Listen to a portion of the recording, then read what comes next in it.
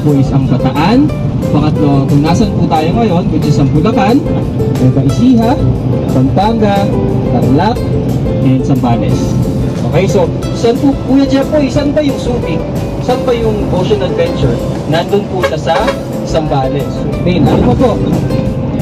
American. Yung last one po is, paano po pag sinabi ko sa inyo na hindi po sila tatlo? Apat po. Okay, so Kuya Jeffoy, niloloko ba yata kami? Tatlo lang eh. Hindi po, apat po talaga siya, to be honest. Ang hindi naman po kasi tumagal talaga yung pananakop, pero minsan po tayo tapos palay pa rin po yun. Ano po, hindi pa tapos. Pag nahiwalay na yung butil ng palay, ibibilat hanggang sa tubigas yung laman, gigilingin hanggang sa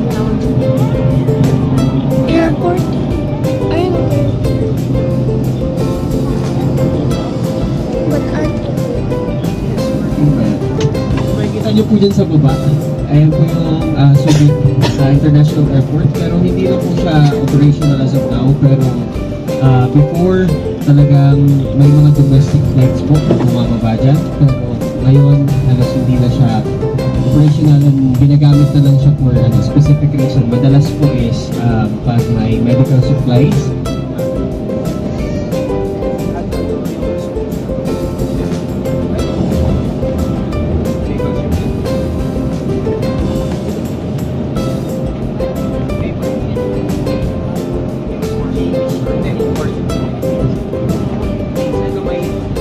airplane